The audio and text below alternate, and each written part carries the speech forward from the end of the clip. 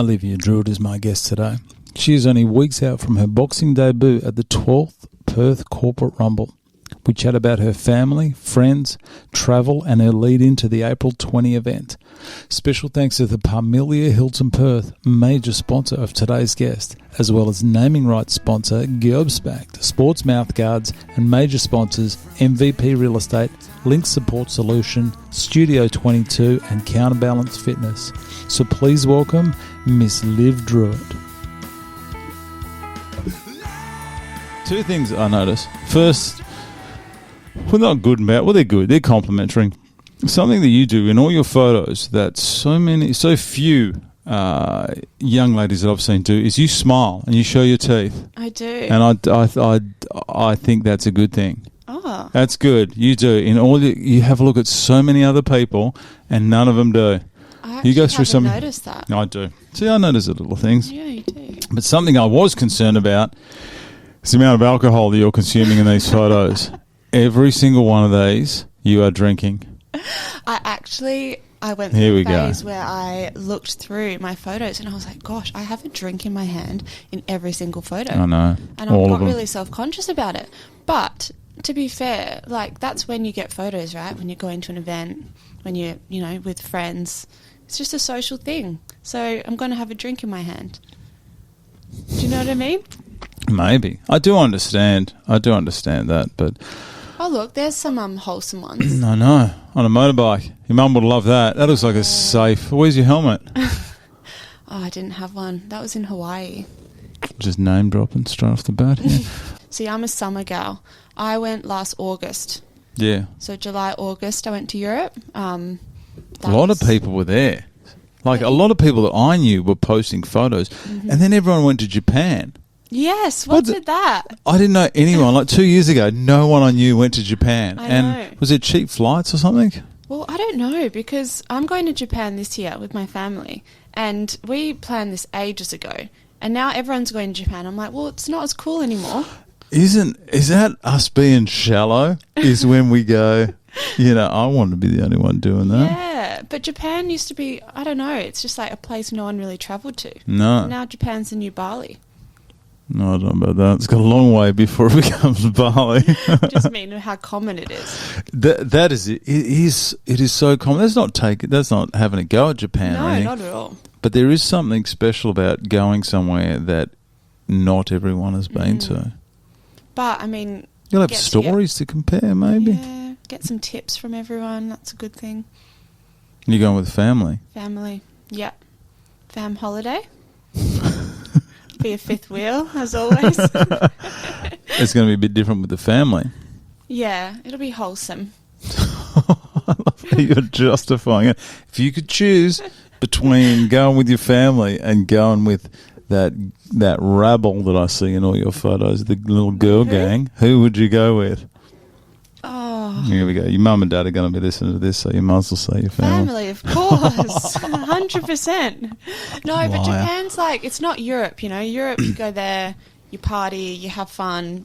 Japan, it's like, what are we really going to do? Going to eat good food, sightsee, Get on a motorbike with no helmet. Get on a motorbike. Leave that you know in what Hawaii. I'm so excited for? Tell me. It's like Mario World? Mario thing. Where you dress up in the costumes and then you drive around in right in Tokyo.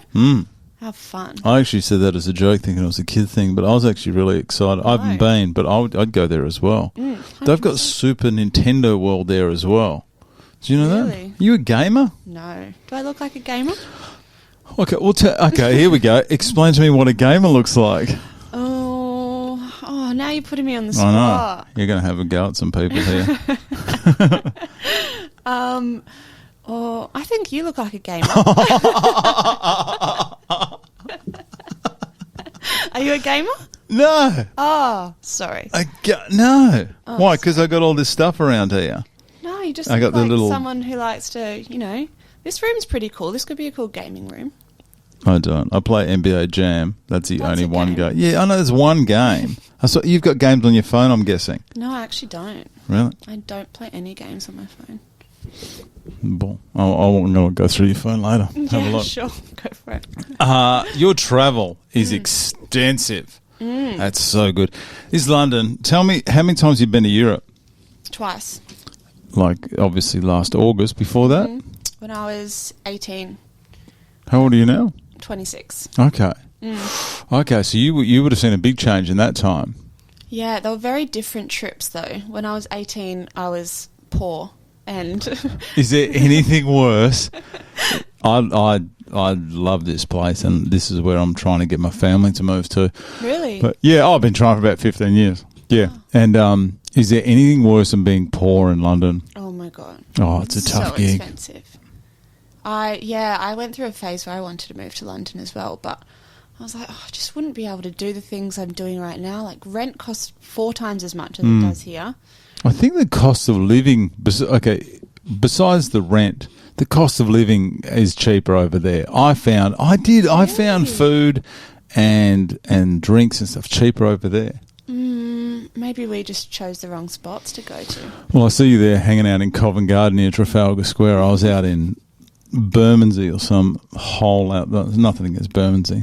Why did you stay there? Oh, no, we actually didn't. We stayed at a place called Stoke Newington and, Temple Gardens. So it was okay. It was good. But it also rained the whole time we were there in the summer. I'm just not about that. I don't like the rain. No? No. More an outdoor festival kind of girl? I used to be a festival girl. Is your skin colour helps a lot? My skin colour? Yeah, because you're like quite tanned. It's better for outdoors. I think that's it. I think that's why I struggle in the sun. I don't get sunburn? Oh, yeah. Yeah. Anything anything after about 9:30, can't go outside in the morning. Really? Yeah. It's horrible. Oh, well, Perth's not the right place for you then. Just try to convince my wife of that, and I will happily move to another place. We went to Finland as well, right up the top. Cold? Yeah, it's about minus 23, minus 30 most days, but it was manageable. Minus 30? Yeah. Oh It's different. It's just manageable because I think why the weather in Perth is so tough to handle is because you have mornings of say 5 degrees and then days of maybe 25 degrees. So there's a 25 degree range. So how do you dress for it? But over there, if you've got like London, for example, you've got a minimum of -1 and then a maximum of 1. The range is a lot smaller. I think it's got to do with range. Range, yeah. That's what I think. You've got to layer and then unlayer and then relayer. But over there, as soon as you step outside, it's going to be cold. True. A lot of people, though, in summer there. Didn't you find that? How did you find that with just the... I feel like there's a lot of people there all the time. But, yeah, it was busy. Not in winter. Everyone's hibernating in winter. Really? Yeah, it's good. Something I did notice is how quiet the centre of London is now. You're not allowed in there without an electric vehicle. Do you see that? Really? Yeah, you're not allowed to drive inside without an electric vehicle. Or you can, but it costs a fortune. Why would you drive in London anyway? Oh, so good. The tube's just so good, though. Yeah, but it's the tube. It's a bit grotty, but, it's a bit... I'm scared. You're standing next to some guy who's just got to come from the gym. Stinks. And he put the arm up. It's in your face. Everyone's touching you. I don't enjoy that. In my grill. No, I'm not a fan of that. Do you work at the Hilton? I do. Is it the Hilton or the Parmelia Hilton? Parmelia Hilton. That's what it's called. It is. And what do you do there? I'm event manager there. Assistant event manager, actually. Okay. So you handle all the school balls and everything with all the kids bringing vapes and stuff in there? How often have Year 12 parties there? Year 12 parties? Oh, Year 12 balls. Quite a lot, at the end of the year. But it's mainly corporate events. Okay. Yeah. So we've got a team. We've got a social girl, Martina, that does all the weddings and social events. And then me and Em do mainly the corporate events. How do you find those? Good. I like them. The clients are easier to deal with. Yeah. Just get it done? Just get it done. Yeah. People don't get rowdy? People don't get loose? Oh. People get loose? A little bit. A little bit loose. Sometimes. Corporate people can get loose. Have you been to a PCR event? I haven't. I'm excited. Talk about people getting loose. Yeah. I'm like, okay, 7.5 hour drink package? Yep. That is dramatic. I know they're not going to like me saying this, but I'll say it. It's not a 7.5 hour drink package. It's about a 5.5 hour drink package and a 2 hour power drinking package. What is that, the last 2 hours? Oh, yeah. You think people would slow down, but no. Nah. Nah. Kicks into extra gear. Come about fight 12. So let's get our money's worth out of this. Yeah. It's good, though, because everyone... Hang on, I just had a look at the photo here. Is there someone on the roof with a keg? I don't think it's a keg. Okay. I think it's a statue. Like a barrel. Disregard my picture of Trafalgar Square there. What were we even talking about? I can't remember. The drink package, PCR. Oh, the drink package. Considering you have 1,000+ people on a 7-hour drink package, enjoying delicious food, and there's never a drama. There hasn't been any issues. No, I've never seen. And it's a boxing. Everything about it says there should be trouble. 100%. It's just a recipe for disaster. But no, security are good. They don't even need it. Everyone's fine. I think it's because they make it a black tie event. Knock on wood. Let's. Carly Stokes, one of your mates, nearly had some dramas with one of her friends. Did you? She was just going off at me for something. I don't even know. One of her friends at the PCR? Yep. Oh. Yep. I don't know. What was that about? I don't know. Yes, you do. I'll tell you afterwards. Okay. Perfect. She thought I was impersonating someone. It's not important. But I've never seen a drama. It's just managed really well. I think that's it. I think even though Glenn and Nige and Craig and Chris, they're the coaches, they're always keeping an eye on everyone. You know, are they? Even when they're in the ring. Got eyes in the back of the head. I think they've got a good group of people there looking after things. You know, a guy by the name of James Crabtree, he's been involved in it, and he was very good at it. Just keeping an eye on things, putting out a fire. I think they just put out a lot of fires before they become a problem.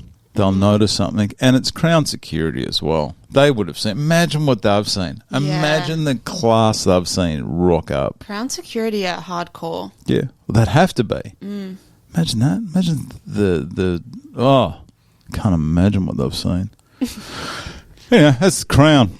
Where do we even get on that? So this is going to be your first event. First event. I'm yes. excited. I'm so excited. Do you know? Wait, I'm very nervous for the fight, but it can be a little, not intimidating, but it can be a little overwhelming. Yeah. When you go in that room, go in early, go in around midday and the day, have a look at the ring, have a look at the chairs and the seats and everything. But that room's full. How many people did you say? About 1,000? It ranges. The events range. I'm having a guess this time. I think they're going to be... I'm very confident this one's going to sell out. Really? Yeah, there's something different about this one. I think there's a lot more hype behind it. I think the return of a number of fighters, the rematch between Barry and Alex is going to be just peachy. And I think the type of people that are going to go, plus the exhibition bout or exhibition session that they've got. I'm not sure if that's been made public yet, so I won't say too much.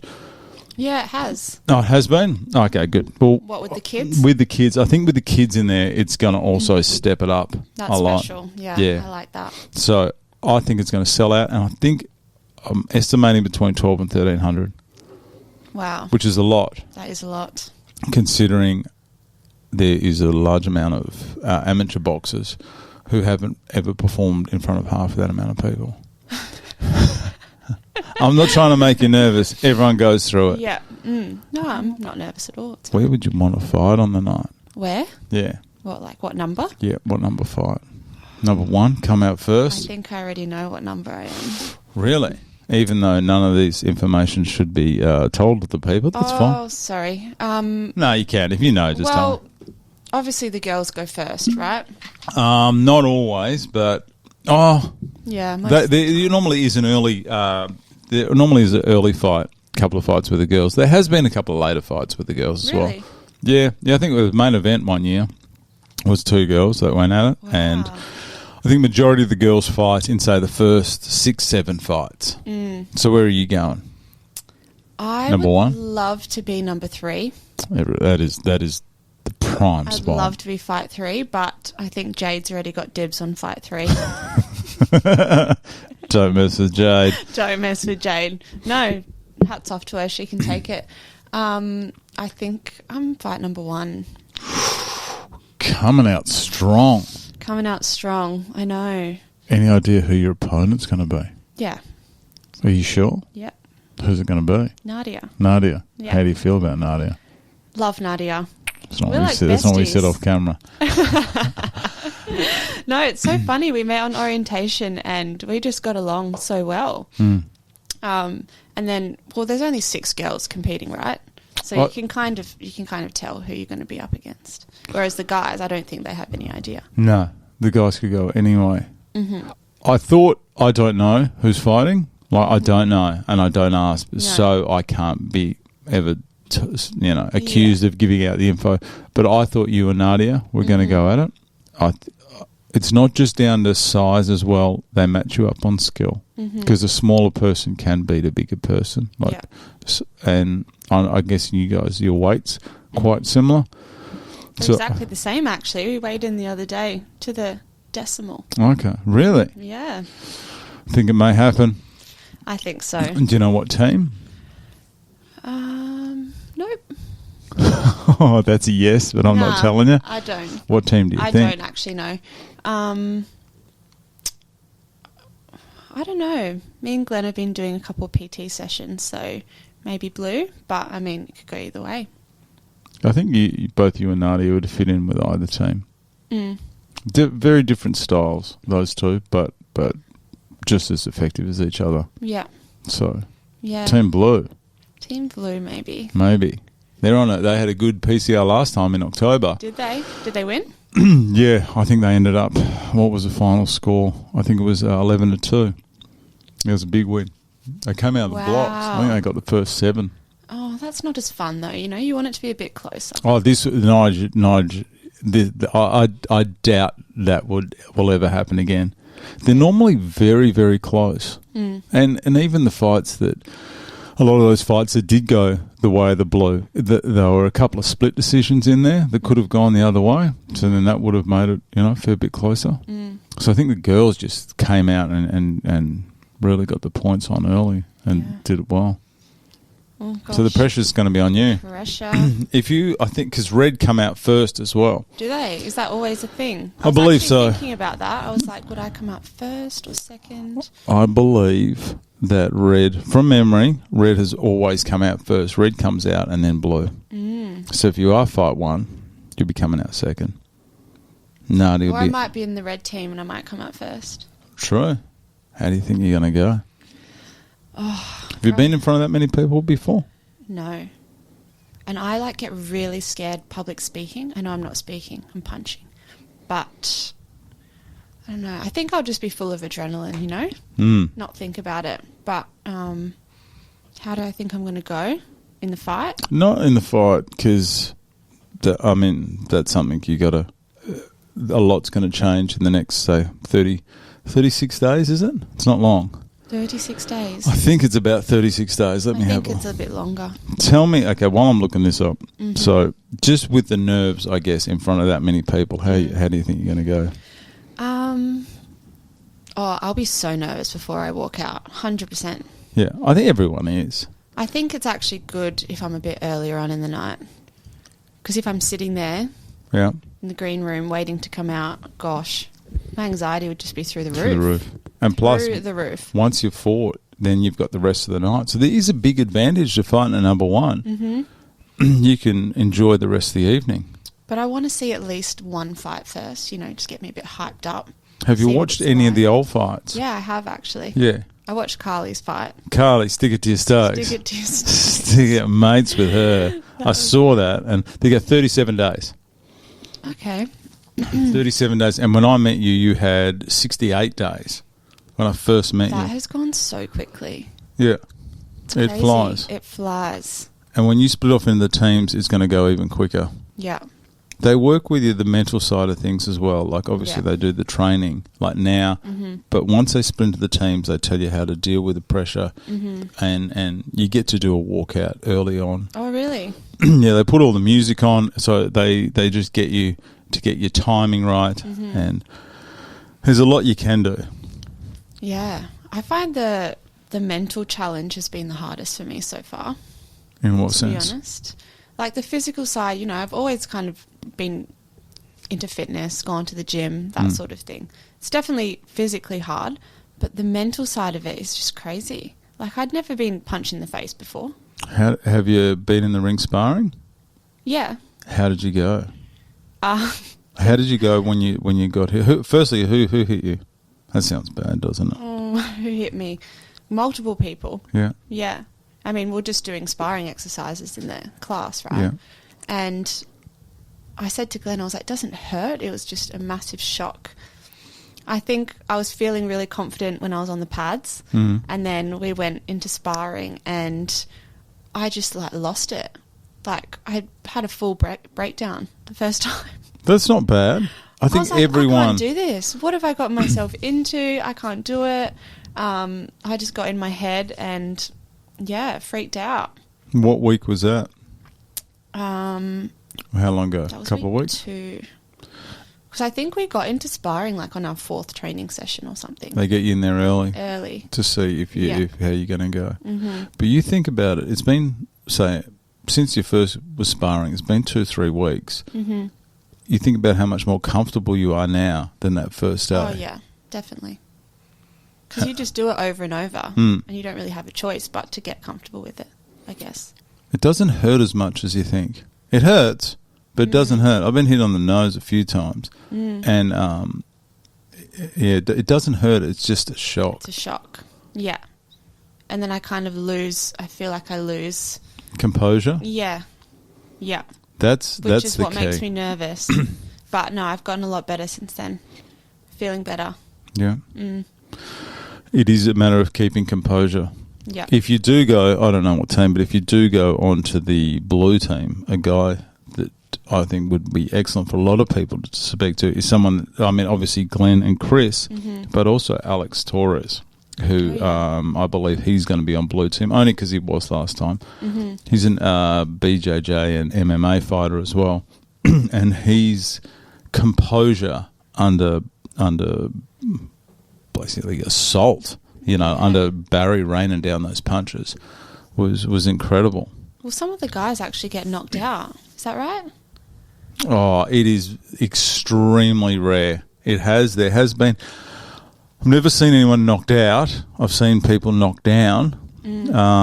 Everyone's still got their bearings, but I think for safety, the refs take care of you. Yeah. If they see something, even if the coaches see something that they don't like, that they think is a real danger, they'll stop the fight. I think I've never seen any of the girls go down. No. I think it's different. Maybe it'll be a first. You're going to knock her out, are you? Put her down. I don't like to disclose my secrets.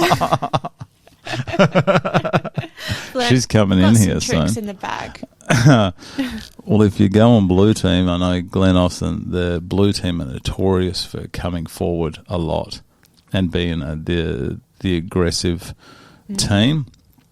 But then again, that doesn't mean that people on the red team aren't just as aggressive. Yeah. They just seem to have a different style. And the red team have won a few of the events. It's all on Wikipedia now as well. You're going to be featured on Wikipedia soon. God, am I going to be famous? Hang on. Corporate Rumble, Wikipedia there. So there is, if anyone is keen on looking at all the results, hopefully it hasn't been taken down. This goes back. PCR 1. I cannot find any information on PCR 1, so I don't know what's going on. But you go through here. This goes through every single card. So you will feature possibly there. Maybe in the winners. Maybe not. So you'll feature there. Your name immortalised within Wikipedia. The whole world to see. I know. So as you can see, most of them are decisions. I don't believe there is a girls' fight a females' fight that has been stopped, but there is always a first time, isn't there? There is always a first time. That's not saying that the girls don't have the power. The girls, females, Jesus, I've got to stop saying girls. The females don't have the power because some of those females hit like a truck. Some of them are incredible. 2 girls that fought last time, Danielle, the Devil Errors, and Bella Bodner, both of those girls could really throw punches. That looked like a good fight, actually. Very good. Very good. Danielle turned up that day. Jeez. That was something else. She's shredded. Oh, yeah. She's great, Nick. She only did like a 4-week camp as well. Oh. Her sister is a ex-Australian champion boxer. Oh, okay. Handy to have in your corner. That's a bit handy. So I've gone through your stuff here. You even put in your nickname. I do that. Live or die Drewitt. Live or die. Live or die, baby. Where is it? Do you want me to refer to you on the night as Liv or Olivia? Liv. It is Liv. Okay. No one really calls me Olivia Except unless I'm me. in trouble. And you? What's your middle name? Rose. Olivia Rose Drewitt. That's what I'm going to call you on the night. Let's get into this PCR. I've been gas bagging too long. Gas bagging. Tell me, we're going to go back into your stuff later. Your Twitter that I found. Oh my God. I didn't even give you my Twitter. I know. I didn't even know my Twitter was still active. People don't. And do you see I screenshotted everything before I told you in case you deleted it? Oh my God, my Twitter. Do people even still use Twitter? I think so. I don't think it's an Australian thing. I think it's an American thing. Like famous people. I think so. I'm not too sure. Maybe when I win Fight of the Night, I will start using Twitter again. Just to answer all that fan mail. Maybe. I think it does work. I'm not too sure. I don't use it. Well, you can see, I would be lucky to post one thing a year on social media. So that's just not for me. But I'm of that generation. Tell me, before we go into your life of travel and work and everything, your sponsor, we did glaze over it before. I want to go a bit more into it.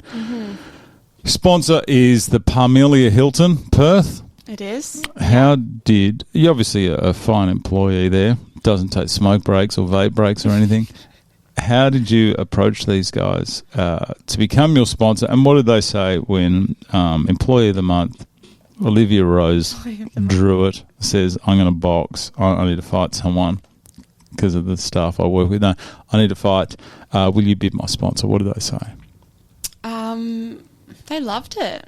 I was talking about it for a while, actually. I think about a year ago, I was like, I want to do this. Did Carly get in your ear? No, me and Carly, we've known each other for ages. Played basketball together like back in the day when we were like 12 or something like that. You used to play basketball for All Saints as well, Junior Championship. All Saints College. All Saints College, that's my high school. I know. Well, you know, I'm tall. I've got the height. You are a lot taller than I thought. Yeah. I see you put the seat down so we can actually get you on camera as well. Okay, sorry. It's a Hilton. Okay, sorry. Hilton, yeah. So I've been talking about it for a while, and then I just casually... We're a very close office at work. We've got a good, tight-knit team. And I said to my general manager one day, I was like, I want to fight in the corporate rumble. And he was like, okay. I was like, would you sponsor me? Just casually in conversation. Yep. He's like, we'll get all the info together, what I need to do, send it through. And then Michelle, our director of sales, she actually used to work at the Crown, as well as my general manager. And this was like her event. PCR was her event that she would manage. So she knows Nigel and Glenn. So Michelle, has she been in the Hill for about 2-3 years? About a couple of years now. Yeah. Do you know her? Yeah, I have. I believe I've emailed. I don't think we've actually met. Yeah. But yeah, So okay. She was spot on. Yeah, she's amazing. So yeah, she just contacted Nigel directly, I think, and then spoke to him, got all the sponsorships sorted, and here we are. Oh, so she's fully aware of what the event's like. Yeah. Okay. Yeah. And she's going to be coming? She used to go every year. Yeah, she's coming. Okay. Got a work table. So yeah, they'll come. Doing proud? 100%. What do your family think about you doing this? What's Mum and Dad say? Mum is scared. Well, Dad loves it. Dad's like, yeah, let's kill someone. Jeez, Dad, there's no knives in there, okay? He's getting around it. He's like, yeah, it's going to be such a good night. They've brought their friends to come. Mum's scared. Yeah. She's like, I want you to go first so it's over and done with and I can stop worrying. So she's going to be there? Yeah, she'll be there. She'll be looking at the ground, you reckon, during your fight? She'll have her eyes closed. It must be daunting. What? It must be daunting having a child, especially a daughter. I know that's just being a guy, I guess, but being not overprotective I mean, it's not like they can turn around and say, don't do it. Mm-hmm. But it must be hard. They must be, I don't know, they must be strong-minded parents. Because you lived away for a number of years as well. Yeah. God, I've probably done a lot of things that have given them a half-heart attack in my life. So they're used to it. They're conditioned. They're conditioned. Conditioned. Me doing a boxing fight, they're just like, oh, okay. Another thing. Yeah. Perfect. Well, if I've survived this far, then I'll be fine. Yeah. And you are in safe hands. I know it's a boxing match, but you are in safe hands there. So funny story, actually. Tell me a funny story, Olivia Drewitt. When was it? Orientation that we went. Obviously met the coaches. Met me. Met you, met everyone. I didn't think we'd get along when I met you. Why? I don't know. I'm pretty judgy. I looked through the crowd. I was like, oh, geez, who am I going to... Maybe because I have a bit of a resting bitch face sometimes. Think so. Yeah. Maybe. But no, we were fine. I was talking to her and go, yeah, I had this girl wrong. Yeah. Which is fine. Thank you. Which is all right. There you go. I think I'm all right. Anyway, after orientation, my mum and dad at some bar in Leaderville with some friends. They've got the biggest social life, way bigger than me. Anyway, I get a text from my dad, and it's a photo of him and Glenn, arms around each other. And I was like, so confused. Was he at orientation, your parents? No. Okay. They just ran into Glenn at this bar because Glenn, had the PCR blue coat shirt on. Yeah. Oh, this as he bar does. in Leaderville, just and Glenn flexing. Glenn at a bar. Geez, that's hard to find those photos. Yeah. Just flexing. I'd met Glenn once at orientation. Yeah. Didn't even really know the guy. And now my dad and him are just like hanging out at this bar together. And he was like, my dad was like, yeah, I saw the PCR blue team coach shirt, so I went up and had a chat to him. Yeah. So my dad just chats to anyone and anyone. He could talk to a brick wall if he wanted to. And then they started talking, and he was like, my daughter's doing PCR. And Glenn was like, yeah, I've met her this morning. And he's like, don't worry, she's safe, blah, blah, blah. So, yeah, I think my dad felt a lot better about it. He was like, yeah, he seems like a really good bloke. Glenn, he is. He's crazy. So is Nige, but they are good guys. They both seem great. I can't stress that enough, is how evenly matched everyone is and how much they look after you. Mm-hmm. Because even though it is extremely competitive and there obviously is bragging rights for the person and for the coach, they don't want anyone to get hurt and they want every fight to be a good, close fight. Mm-hmm. They'd be happy with split decisions the whole way. Really? Yeah. No, they wouldn't. They would, in the sense of it being that close that the fights. They want good quality fights. No one wants someone to be a punching bag or get hurt. No. So I'd want 14 draws because I just can't. I don't like seeing anyone lose. I know. That's no fun. I know. Well, yeah, I'm a fence sitter. So. Are you blue or red? Who do you support? I should be blue. Because I've got the much longer connection with Glenn. But me and Nige get on really well too. And I went to school with Craig, so I've got the connection to Craig. Yeah. I am a fence sitter. I don't. I'll probably more favour the team that didn't get the win at the last one. Yeah. So I might be a little bit more red. You like an underdog? Yeah, I do. I like it to be even. So... But if we're commentating again, if we get the chance to do that again, there's no favouritism. Mm-hmm. We just we call what we see. So always one-eyed for red. Let's go red. Let's go Notorious red. Reds. Okay. All right. So this is your first event. Mm-hmm. Have you spoken to anyone? Obviously, Michelle, that you work with. She's been to the event. She's given you a bit of a heads up on what to expect. Not really. Because it's got to be. It's like nothing that I've been to. It's a combination of like, I've been to boxing events and I've been to black tie events, and how they've managed to get them to work together is quite strange. Because you go to a boxing match and there's everyone in flannels and jeans and shorts, and I'm talking about just like an amateur boxing night. And I think the black tie is what keeps everyone just with a lid on it kind of thing. Yeah. Still very passionate. You don't want to be dressed up all nicely and then just look like a bloody muppet on the night. No, none of that goes on. No, but Could be I had a couple of friends that went last year. They said it was just so fun. Who are they going to watch, do you know? So one of my best friends is actually good friends with Steph Little. Steph? She came in here. Yeah. Steph has been in here. The only one that's been in my chair. That's right. Really? Yeah. Oh. Steph took photos in this chair. No one goes in this chair.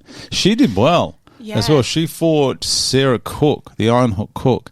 What was Steph's middle? What's Steph the Dangerous Diva? I think so. That's it. Yeah, she's fought Sarah the Iron Hook Cook. That's right. Yeah. She was very strong, very aggressive. Yes. Yeah. Powerhouse. And then she went to Europe like 2 days after. Yeah. That's right. I think so. Seeing her in Italy or in the Greek islands or something. Yeah, so we have a mutual friend who I'm good friends with, and yeah, she went to the event, loved it. Yeah. Such a good night. Because I was worried. I was like, well, if I'm one of the first fights, I want people to, have a few drinks in them first before they watch me fight. But Michelle was like, don't worry. They'll have a few drinks. There's plenty of drinks going around. Yeah, the foyer opens. I haven't confirmed the time yet, so don't go by me. Go by the actual ticket.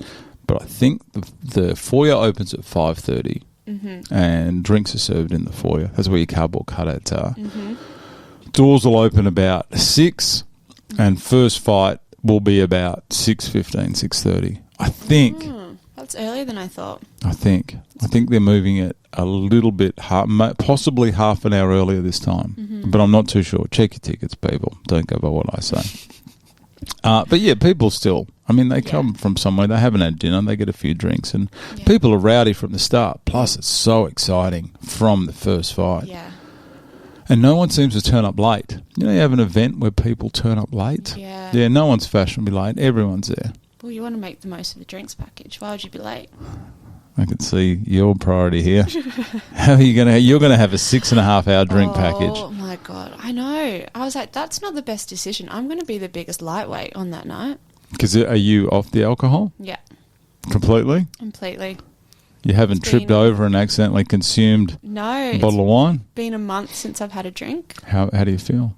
Amazing. Love it. So good, isn't it? I actually just haven't even thought about really having a drink. I'm just so focused. All I want to do is just train.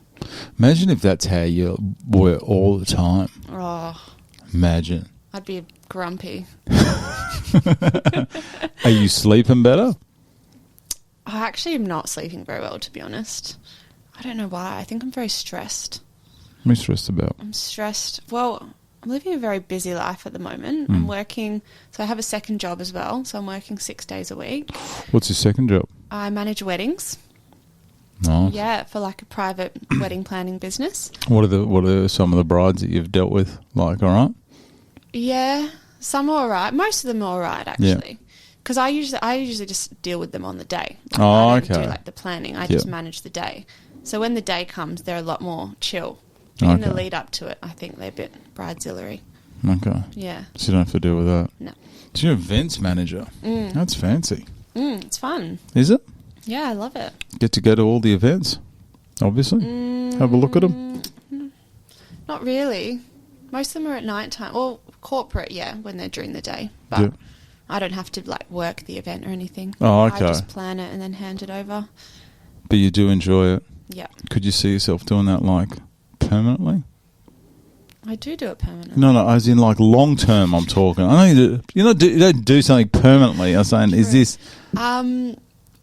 Yeah. I'll definitely be in the events industry. I think long term, but ideally, I want to start my own business. So I'll let you in on a little secret. Tell me about that. Okay.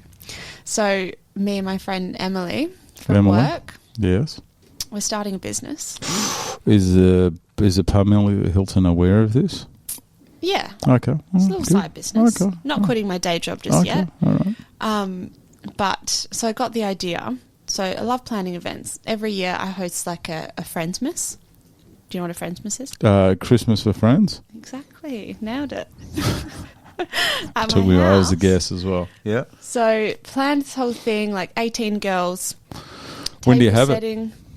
Early December. Oh, okay. So it is around Christmas time. Yeah. It's not like Christmas in July or something. None of that. That'd be good though. Christmas in July, you could wear like all the Santa hat and get all rugged up. Yeah, that would be fun. That'd be all right. Be all right. Be good. But I like when it's hot, you know? Sit outside, have a few drinks. Okay. Let's keep going. I interrupted sorry. you. Keep going. Tell me about this business plan. You're looking for investors. I'm a bit like, I like to go all out when I plan things. Okay. So I was like, let's get a champagne tower for this Friendsmas. Champagne tower. Yeah. Champagne, do you know what a champagne tower is? That's like, it's where they stack all the glasses up and they pour it in the top, don't they? Yeah. Yeah. Yeah, it looks pretty cool. It does. It's just for photos, really. Oh, okay. Just for the gram. Just for the gram. But, yeah, so I hired one of those. Anyway. You hired one? Hired one. Do they come in like a package or you got to stack them? Well, they come like on a stand, like a proper stand, and then they give you all the glasses. Oh, okay. And then they come and set it all up for you. Okay. And stack them. And then you just pour it. This is dangerous. It's going to collapse. Well, nah, the glasses are actually pretty sturdy. Okay. I believe you. So If anyone knows about champagne glasses, it's Olivia Rose. Yeah. I've seen the Olivia photos. Rose, I can't get used to you calling me that. Okay, I'll call you Liv. Liv. We're Yep. best friends now, so you can call me Liv. I don't know about best friends, but anyway, friends. we're acquaintances. Anyway, I was like, wow, this is such a good business idea. Yeah. Like, that was such easy money for them. Dropped it off, set it up, took 10 minutes, left. I was like, I want to do this. You're into the champagne tower business. I like it. Well, it's starting with the champagne tower. Mm. And then we're going to, maybe get some glassware, some other event, things that people can hire and start our own little hire business. Oh, that's all right. Mm-hmm. Good stuff. I And you've know. got the experience. You know what people want. Exactly. You know what people need. Mm-hmm. And they need champagne. Exactly. You could create the biggest champagne tower in the world and then, no, seriously, do it, film it, get it on the news or something. Imagine that. Booming. Wow. Booming. See? Booming. The ideas are just flowing today, aren't I they? know, So they you're are. nervous coming in here. God, I'll go home with a bunch of notes for my business partner. I'm going to put a copyright on all this stuff prior to you leaving. You're going to do none of it.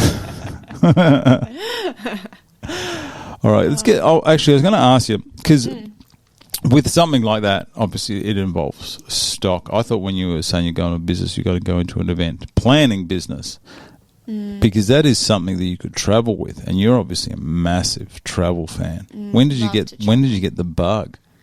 I think after I went to Europe, because I went to Europe when I was still studying at uni, and then Studying Cairo. studying Cairo. Didn't like it? No, hated it. Really? No. I didn't even want to do that. Like, I don't even know why I did it. So when I was at school, I went to a pretty religious school, and I think they just forced you into something. It is strange that at the age of 15 or 16, whatever it is, you have to make decisions about what you want to do for the rest of your life. And now all the kids just want to be, just like me, gamers. I'm not a gamer. Are you sure? No, I'm not a gamer. NBA Jam. We should hook the NBA Jam up to that Yeah. TV and have a I'll game. give it a crack. Have you played before? No. Oh, no. I can't play you then. But I used to play basketball, so it's the same, right? NBA Jam on the Xbox 360. Yeah. Old school Xbox. No, it's completely different. Oh, okay. And I take no mercy. When I play my kids, I bet. I shut those kids down. They have to learn. Play against an 8-year-old. Stick to him like a spray tan on defense as well. He can't get a shot off. Coach. I don't know how to box. Oh, No, I'm not good. I can fight, but I can't box. It's very different. really? Mm. What kind of fighting? No, I don't fight. Oh. I don't fight. You don't look like a fighter. No, I'm too old. The body would just pack it in. I'd throw a punch and then dislocate a shoulder and say sorry. We're gonna have to pick this fight up in about 6 to 8 weeks after I've done rehab on the shoulder. No, I'm not a boxer. I've often thought about doing the PCR, but Really? yeah, You should do it. I can't box. I can't box. I couldn't box either. I know, so many excuses. Maybe one day. I've got to get picked. A lot of applicants. Well, that's what I thought. But I think for girls it's a lot easier because I don't think many Still girls a lot of girls. Really? Why is there only 6 of us then? I think we could only fit 13, 14 fights in a night. And I think they work out, I don't know if this is true, but they work it out where, say you got 100 applicants and 30 are girls, they're going to take the percentages. So you're going to have, if there are 10 people, you'd pick 3 girls and 7 guys. You wouldn't pick odd numbers, I know that. But it's relevant to how many applicants there are. Okay. Because, I mean, they wouldn't do an all-girls night. They wouldn't do an all-guys night. No. So I think if girls make up on the night, if females make up, 30% of the fights, then 30% of the applications would have been female. But there is a lot of people apply. Those numbers just roll in. So anyway, how do we even get onto that? I don't know. We're talking about your travel. Do you want to talk? How did I get the bug? That's what you said. Yeah. Yeah. Which bug are we talking? Oh, yeah, the travel bug. The travel bug. You were doing Cairo at Murdoch. You were doing Cairo. Okay, sorry. Cairo. I'm looking at some of the stuff that I've got. Yeah. Don't regret it. Literally met 2 of my best friends studying Cairo, who I'm still good friends with. But after 2 years, I was like, You did 2 years of it. 2 years. That's a fair stint. Yeah. Still paying off my HECS debt for that. But the fact that you did go, oh yeah, that's rough. The fact that you did do it for 2 years, you can never say that you didn't give it a go. No, exactly. How long is the I studied course? hard. It was hard. How long's the course? 5 years. Yeah. So it's like if it was a 3 or 4 year degree, I probably would have stuck it out. But I was like, I can't do 3 more years of this. I hate it. I was studying so hard. And I just wanted to, I don't know, I just knew it wasn't my thing. So me and one of my friends who we met studying Cairo, we just dropped out and we moved to Canada. 4 years. Yeah, well, it was only meant to be a semester. I wasn't meant to completely drop out. I was meant to take a break, a semester off, go travel, come back, And became the manager of the Wild Tail Cafe, is it? Or the restaurant? So initially I worked a ski season. We both worked a ski season, ended up staying a year, and then I actually moved home after a year. Whereabouts did you do that? In Vancouver? Vancouver. Yeah. Yeah. And I was like, oh, no, I need to come back. I need to finish studying, Both moved back home after a year, had 3 months at home, and I was like, I hate it here. Just want to go back. I just want to go back.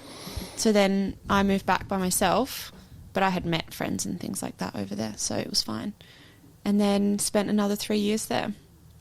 Managing a restaurant? Yeah, well, they were sponsoring me to get my permanent residency. Oh, okay. So that's why I was working there and managing that. Wasn't the ideal job, but had to do what you had to do.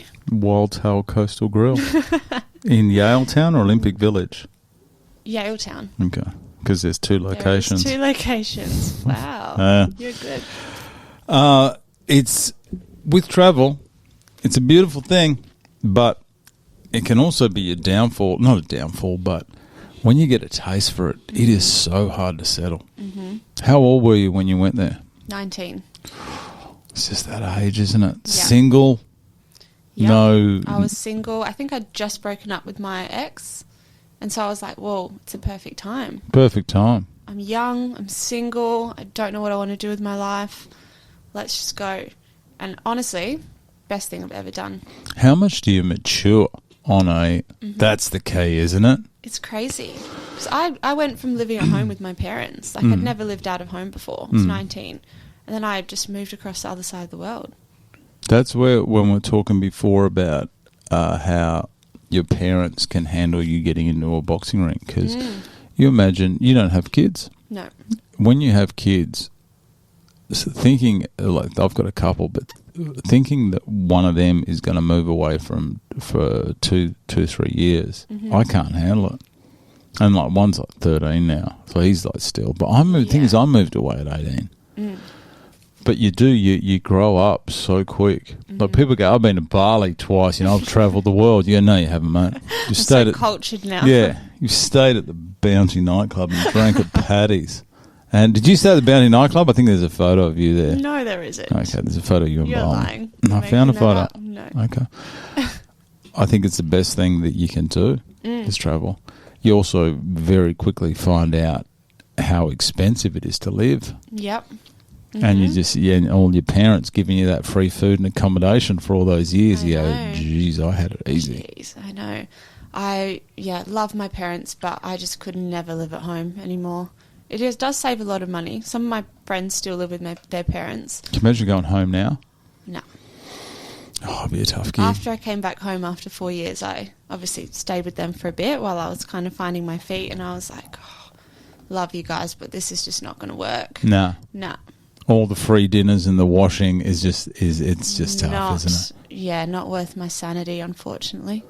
And how was it trying to get settled back into Perth? It was hard. Really hard. How long did it take? Really hard. Really hard. Like, I was actually... Possible. Like, I was actually so nervous to come back. Had a bloody mission to get home, but that's another story. Tell me about this mission. Well, it was during COVID that I came back home. Jeez. Yeah. So it was, end of 2021? 2? That's the whole COVID period is so weird. Yep. And so I wasn't even meant to move home. I was meant to just come home for my sister's wedding. So my sister was getting married in December 2021. And I was her maid of honour. So I saw the photos. Did you? Yeah. You put it on your Instagram. Yeah, beautiful day. Loved it. Look glorious. Thank you. The day. Oh, yeah, you look fine as well. Yeah, sorry. Oh, okay, sorry. Anyway, so, yeah, I was trying to get a flight home. There was, no flights during COVID. They just weren't running. And I said to my work, I was like, okay, well, if I do get a flight, I need to take 6 weeks off work, because this is when you had to hotel quarantine at the time, right? Yeah. 2 weeks. They were like, no, we can only give you 4 weeks off. And I was like, well, I have to hotel quarantine for 2 weeks. It's costing me $11,000 return to get home. Really? Flights were $8 return if I did get one, and then hotel quarantine was $3,000. Where did you hotel quarantine? Well, I'm going to get to that in a second. Aha! You were not hotel quarantining at some budget hotel either. Where were you? I was in Darwin. So God. I was actually at the quarantine facility they had there. What was that? And they charge you for that? I was like a refugee. And they charge you for that? Because they bring you breakfast, lunch, dinner every day. And how much was that for 2 weeks? $3,000. That is pricey. What was the food like? It's actually pretty good. They gave you a lot of food. Okay. It's quite nice as well. We got to go for a walk every day. We got to sit out on our balcony and talk to everyone around. I was just reading my book on my hammock. It's like a little vacay. Okay. Not too sure how many people shared the opinion that the COVID was a vacay, but go ahead. Well, I didn't have COVID. No, but just that whole quarantine thing. Okay, so you got home for the wedding? Got home for the wedding, and because they wouldn't give me more than 4 weeks off, I quit my job. And stayed. Then moved home. Had 4 days to pack up my 4 years' worth of stuff in my apartment. How much do you accumulate? A lot. Just of shit. stuff. And nothing packs well, does it? Nothing. I'm a hoarder as well. I had a lot of stuff. I was like, 23 kilos or 35 kilos or something? Is that what it is? I had 2 suitcases of 23 kilos, and then I think I shipped. How'd you get 2? I didn't just pay You're for an allowed extra to. bag. Oh, okay. I don't know how it works. I took off. I just to turn this about me. When I left here, I left with 19 kilos. When I took off, I was coming back. I had 11 kilos. When I was coming back, I actually got less stuff. Really? When I went, I went for 2 months. 11 kilos. But luckily, my wife decided to buy a whole bunch of crap, and I think we came in 34.8 kilos or something like that. Wow. It's good enough. Anyway, keep going. You got all your stuff back in. I did, yep. Shipped about 4 boxes worth of stuff home. So. It's all back? It's all back. It's all back. How long did it take to get back? How long did you take to get back? Was it a direct flight or was it? No, it was the longest. Tell me about this route. Oh, so I find it was so hard to get a flight. I got a call and then my flight was in 4 days. Oh, really? So I flew from Vancouver to San Francisco, which is about 3 hours. San Francisco to Singapore, which is about 17 and a half hours. Yeah. Singapore to Darwin. Quarantined in Darwin. And then, while I was in Darwin, WA shut their borders to the Northern Territory. I remember that, yeah. And so how'd you get back in? Well, they were like, oh, if you leave the quarantine facility and enter WA within 12 hours, we'll let you in. Because it's I couldn't have gone anywhere else. Yeah. and then they cancelled my flight from Darwin to Perth. Did you drive it? No, didn't have a car. Okay. So, keep going. I'll stop interrupting. How are you going with this temperature? You getting a bit cold in here? No, I'm actually you okay. All right, nice. Beautiful. It's got the aircon going here. Yeah, it's stunning. Oh, thanks. It's a great room, isn't it? It is a good room. And then, so they were like, oh, we don't have any more flights this day. We have to put you on a flight the next day. I said, no, I can't. I have to be there within 12 hours of getting discharged from this quarantine facility. Yeah. So I ended up having to stay an extra day in quarantine so that I could make it into Perth within 12 hours. That's something, isn't it? Yeah, it was a bit of a mission, but we made it. Happy to get home? Yeah. For that event? Mm-hmm. Oh, yeah. Like you gave yourself plenty of time. I would die if I missed it. She'd bring it up so much as well. Imagine that. You just God. Photoshop you in all the photos. Oh, I'd never forgive myself. She'd never forgive me. She'd just be talking about her wedding the day that I just wasn't there for. All the special people were there. Do you miss COVID? Do I miss COVID? No way. There were parts of it, though, that were glorious. Remember that? Remember when everyone was locked inside? It's probably because I wasn't. Well, I don't really know what it was like here. It wasn't too. There was a period there for a couple of weeks where everyone was locked inside their house. And I used to go to work, and because I was allowed to go to work, I used to ride my bike to work, and I used to ride down the freeway.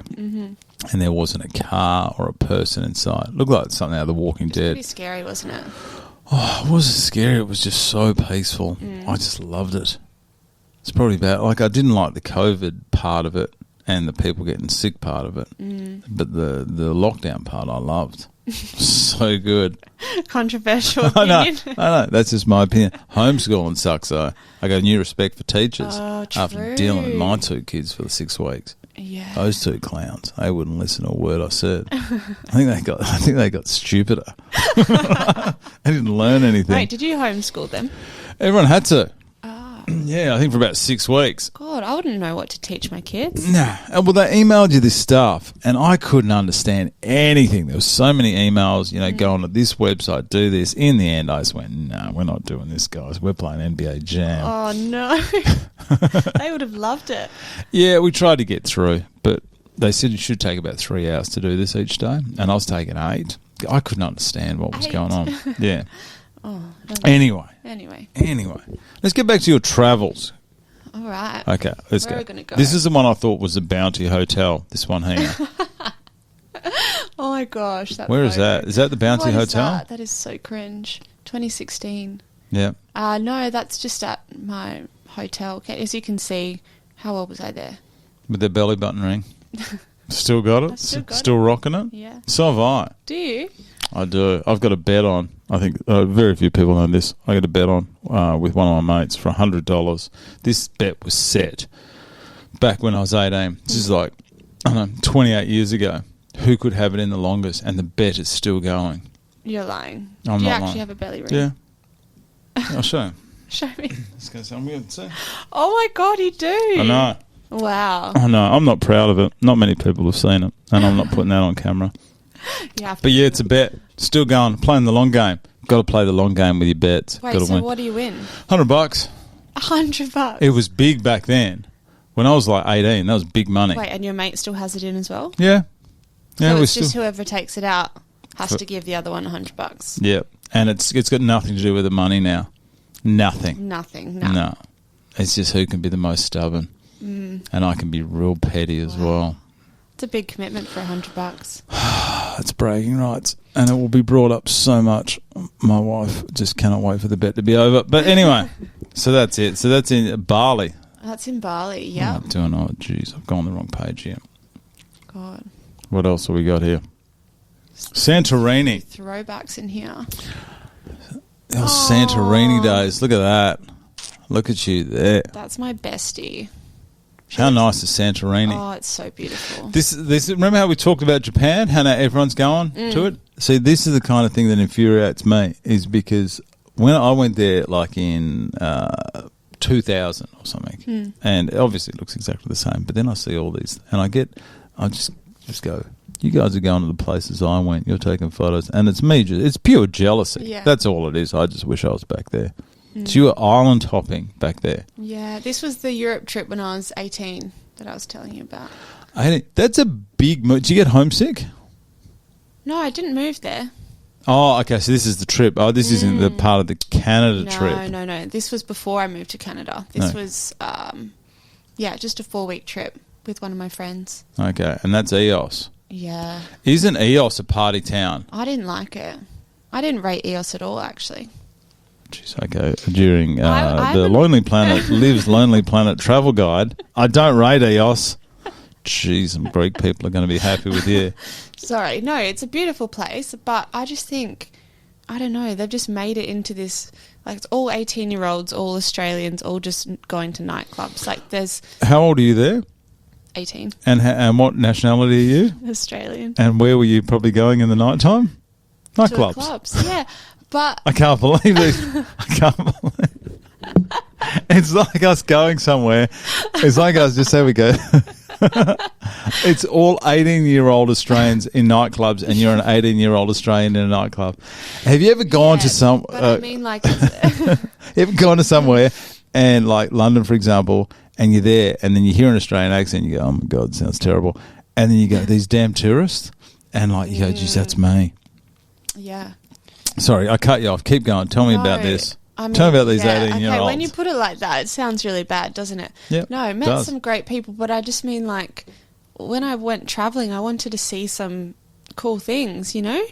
You didn't I feel want like I'm a bit of an old soul, to be honest. So you didn't want to move your life here. You wanted to immerse yourself in the local culture. I feel like it was still nice, but compared to the other places in Greece, there wasn't as much culture. There's a photo here of you in Cinque Terre. Oh. Very few people have been there. How nice is that? I love it. They got the big soccer pitch there as well, somewhere up here. I think pitch. Everyone was there. They got like a little soccer area, and they were just playing soccer all night. I remember trying to sleep. Then? Yeah. I remember trying to sleep, and all I could hear was these little kids playing soccer. God, that photo just reminds me of we went from Venice to Cinque Terre, and we got on the wrong train, headed 5 hours in the wrong direction, almost ended up in Rome. And then... At what point did you realise you were on the wrong train? About 5 When you go, geez, I didn't know Cinque Terre had a Colosseum. About 5 hours into the train ride. We were just chilling. We were like, oh, surely we're almost there. Asked the train driver. He's like, oh, you're meant to get off about 2.5 hours ago and get on a different train. I said, oh, okay. How free were you back then? It was actually kind of fun. And then we ended up getting to Cinque Terre at like 2 in the morning. And you know how there's that massive hill? Massive. Guess where our Airbnb was? Oh, it would have been at the top. At the very top of that hill.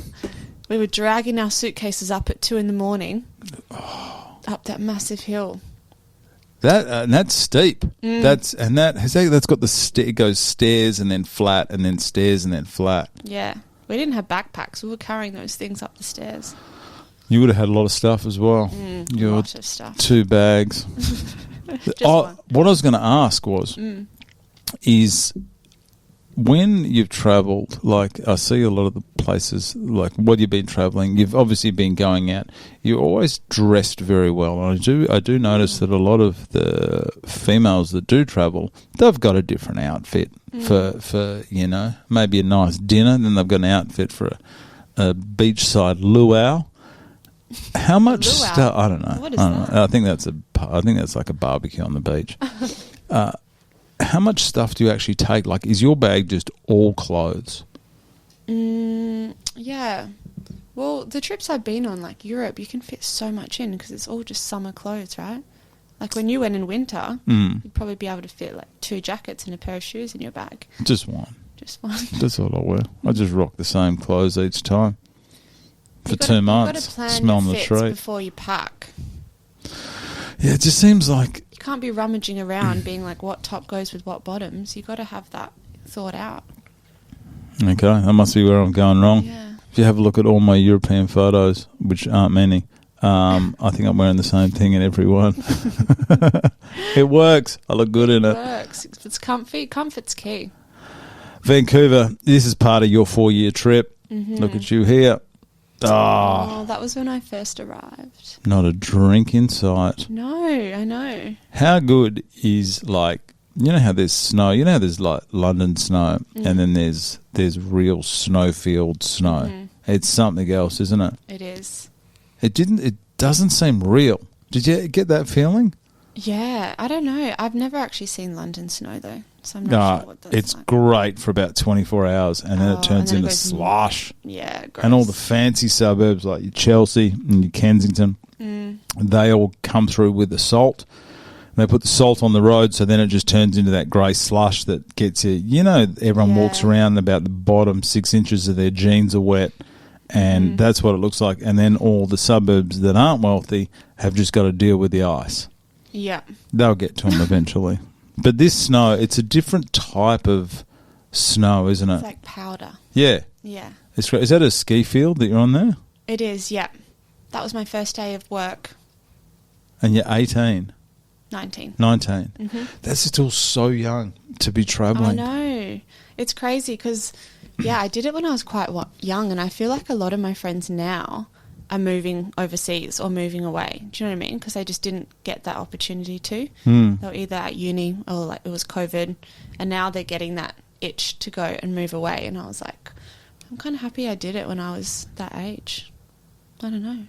It is. It's the best thing that I think you can do. I'm gonna.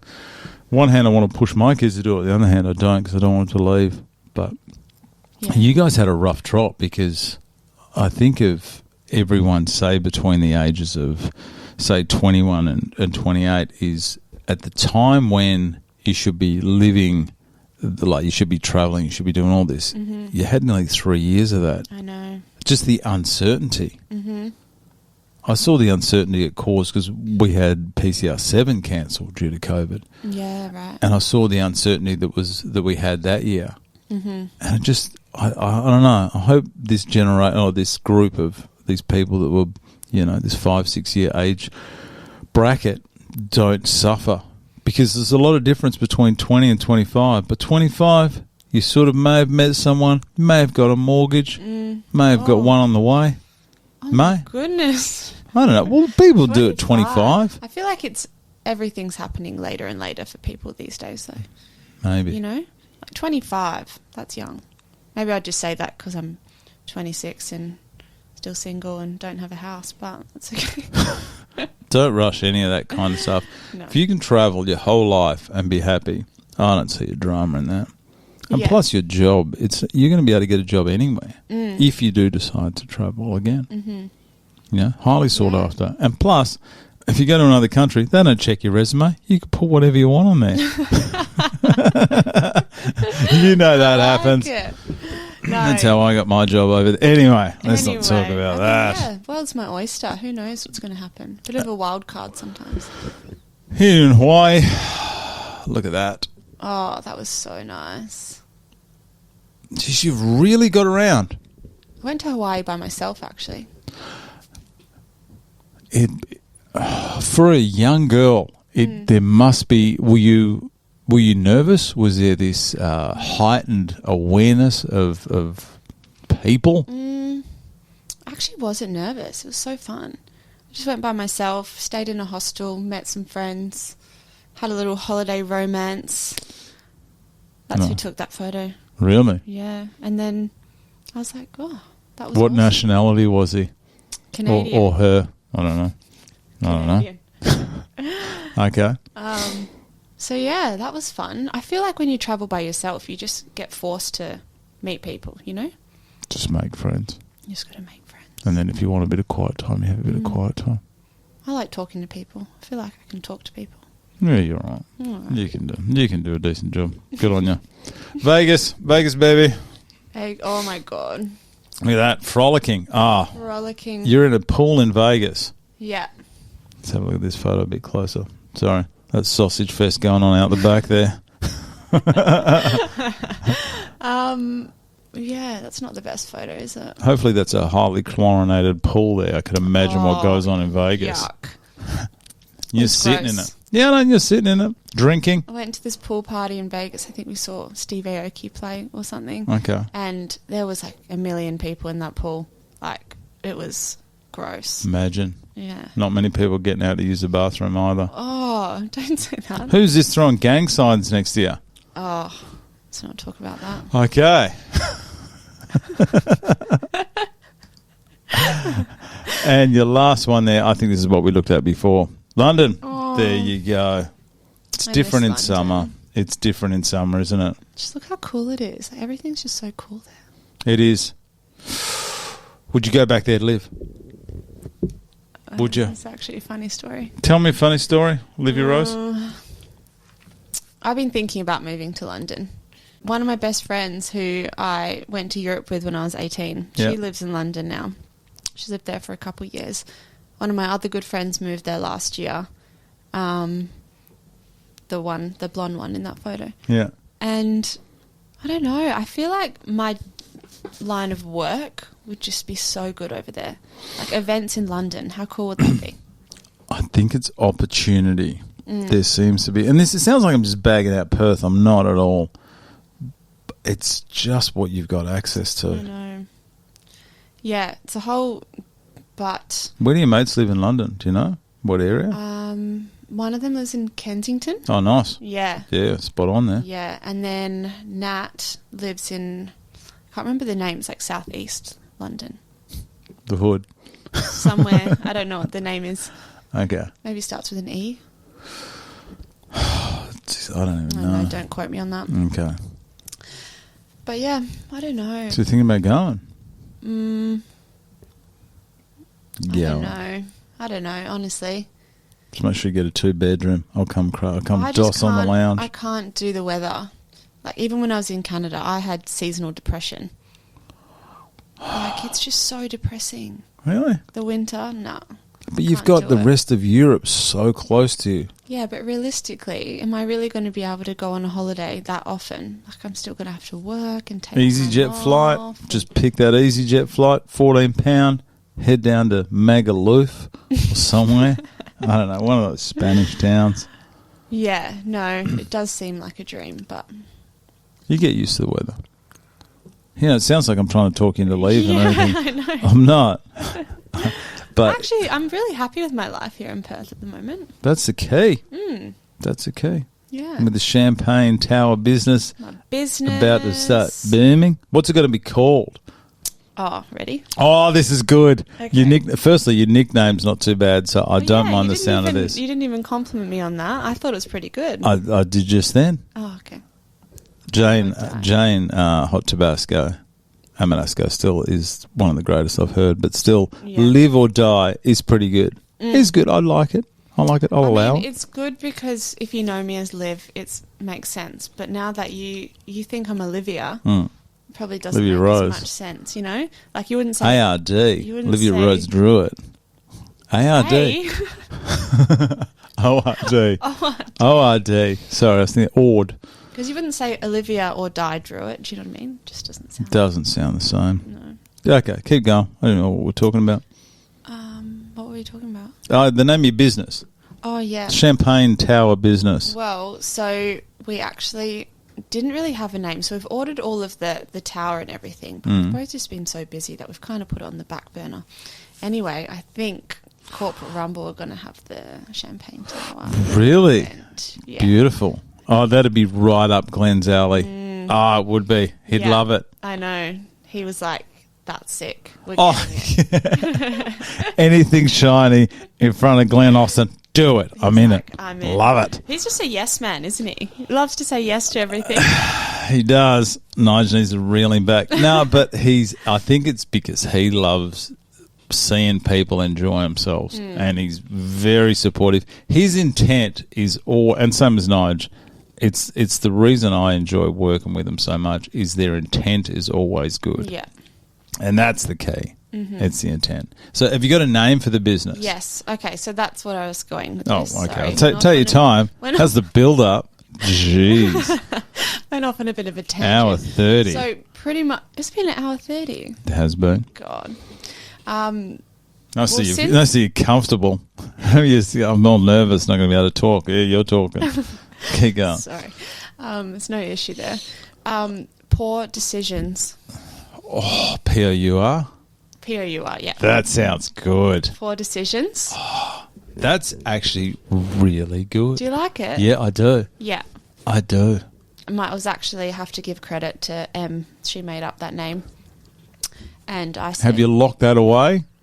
That name? Locked it, yeah. As in like all your social media and everything? No, because we need Lock that we need away. to do a photo shoot and get some content, and then we'll make an Instagram. But this has all kind of been up and running because I was like, well, we need to get it sorted before the event because, you know... Gotta have it sorted before the event. Sorted. So we've got a name and we're just, got a business meeting next weekend. Nice. You managing that event?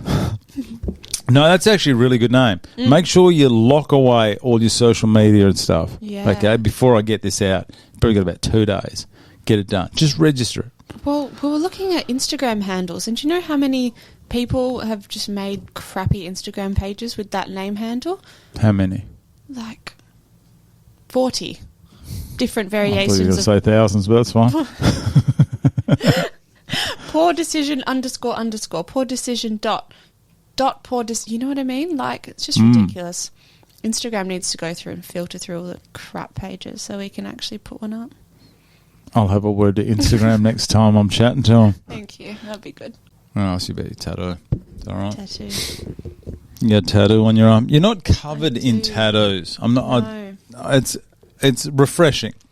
Seems like a lot of people are just covered in them now. Big arm sleeves and stuff like that. I've never been a big tattoo, like a big tattoo. I think it's a big commitment. I actually have quite a few little ones around. What's the one on your arm? It's Roman numerals. For 1967. uh, The year my parents were born. both of them. They're the same age. Yeah, they met when they were 16. So they're both now 56. They're 56 this year. Yes. Yeah. Yep. I think so. Yeah. It's easy. I'm 77, so it's easy for me to work out. Yeah, they'll be 56 this year. Okay. Yeah. Jeez. I know. I know. High school sweetheart, 16. I couldn't even imagine. They got married at 16. No, sorry, they met when they were 16. Okay, yeah. So they've been together since I was Oh, 16. good on them. But I can't even, that just doesn't happen these days. Nah, it's good though. You got to respect it Yeah, because it was different back in the day. it's different. They met someone, went, yeah, this is going to work. Don't you ever wonder? Don't you ever get to like 25 and be like, well, I haven't ever met anyone else? Oh, I think it was different. I they're think still so in love though. It's so yeah. I think if once you get over that hump around 10 years, I think it gets better afterwards. Mm-hmm. Yeah, well, my sister and her husband met when they were 17, Mm. and they're married now, so still together. And there's me. There's benefits to both sides. There's no rush. I definitely think people are getting married a lot later now, Yeah. and I think people view marriage very differently. Like back then, it was almost not embarrassing, but people just didn't get divorced. You just put up with it. Mm. But then, what did your dad do for a job? Do you remember when you were growing up? Not thinking he's a coal miner or anything like that, but No. it seemed like it was very much almost designated roles for the wife and for the husband back then.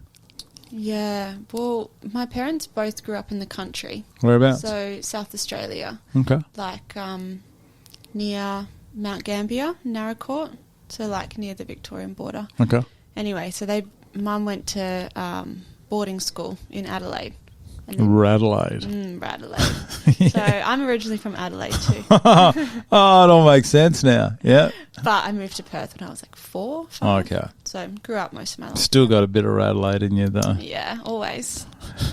But all my extended family is still in South Australia. Okay. So yeah. Well, it's good to hear that your parents are still together. That's a fair innings. I know. It's good. I think 33 years. That's a good example for you 34 girls. years. Is it just the two of you? Just the two of us. 2 girls. 2 girls. That'd be a handful. I know. My dad loves it. Yeah. He's a good girl dad. I can see from what I hear, under 10, girls are way easier. This is what I hear. I don't have girls, so I don't know. But I do look at them, and even things like going out to dinner, it's the girls are there and they're playing with dolls and they've drawn, they're drawing pictures and stuff like that, and the boys are just out of control. They are climbing on the table. They are when you got boys, you have to go out to dinner to places that can tolerate boys. You can't go somewhere. You can't have anything nice because it gets broken. Yeah. And if you have boys, the only tip I'm going to tell you is parenting advice here, is either buy the highest quality toys that are plastic or learn how to plastic weld. Because I find that pretty much most of my time I'm fixing broken toys. Really? And they're plastic. Oh. So it's plastic weld. I learned how to plastic weld. Okay. I know. One of my many talents. Might take a plastic welding course next, just in case I have a boy. Plastic welder. Plastic welder. Oh, what were we even talking about? But teenage girls, though. I think that's when it changes. Because the boys are... We were a handful. Well, my sister was more of a handful than me. How was she a handful? I was the good child, I think. My sister was ratchet when she was a child. We would get in such big fights, the two of us. We would literally, she'd be driving me, we would get in a full-on fist fight. While she's driving, we'd be punching each other. That's safe. That's real safe. Road safety commercial. There's you and your sister throwing hands in a car. Is she older or younger? She's older. How much older? 3 years. You'd be coming in as the underdog in that fight. God, she was aggressive. I think she'd actually do pretty well in PCR. She's got training. She's got aggression. If you're fighting in a car, you're going to do well if it's like an in-close fight because you got no room to move in a car. I think I'm better in close. Oh, yeah. Fighting a phone box. Start throwing hands in real close. No, don't go a distance. Yeah. So my sister, we grew up and we just fought so much. But I think since I moved away, we became a lot closer and now we're friends. So we grew up, but I do not envy my parents when we were teenagers. It was a lot. I can imagine. Screaming at each other. What is it with girls? I see girls at high school now. That sounded wrong. I see girls when I drop my son off at high school. Yeah. And these girls are like year 8 and 9 and just the attitudes on them. I'm like, you are just going to be painful. Attitude. They're going to tear my kids up. My two boys have no idea what they're in for. Because I think when teenage boys have attitude, they just go a bit quiet. Do you know what I mean? They just like go to their room, play NBA Live or something like that. But NBA Jam. NBA Jam, the original. NBA Jam. Jeez. So sorry. I'm going to get that Xbox out. We're going to have a game. All right. I'm going to absolutely destroy you in this game. Probably. 104 I don't even to 0. think I've ever played on an Xbox in my life. Okay. Anyway, moving on. What else did I find on you? Oh, your tattoo. So that's it. So you got other ones as well? What's going on? Got one here, a couple on my arms. Do they all mean something? Foot. Kind of. I've got like a wave and a mountain for Canada and Australia. Okay. I've got a rose on my ankle because Rose is my middle name.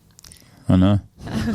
I've got me and my friend who moved to Canada together have matching little lucky stars tattooed on us. Very nice. So they've all got a meaning to them. Yeah. Okay. But I got them all when I was travelling. It's different, isn't it? I think now I just have no interest in getting another tattoo. No. Like it was just all sentimental and now I'm like, Well, you can hide them. And I mean, the one on your arm, it's very subtle. Just looks like you got a bit of dirt on your arm. No, it doesn't. It does. I like to think it looks a bit nicer. It does. It does. I'm only joking. But it's good because you can't. I mean, they're not obvious. Yeah. Well, now people are going to go in 10 years that have got like the full tattoos or the neck tattoos. What about that? I just, too much of a commitment. I change my mind too often. I'm the most indecisive person. Well, that's good for event management. No, I think it's different when it comes to work. Oh, yeah, switch on with work. Yeah, I'm switched on. I can make a decision like that. But when it comes to my own life, I don't know. I'm like this. Oh, yeah. Tattoos are permanent, though. I think I almost got one. I almost got a big one on my back when I was travelling. Really? Yeah, and I didn't. And I thank one of my mates, George. I still thank him to this day. See, everything happens for a reason. It does.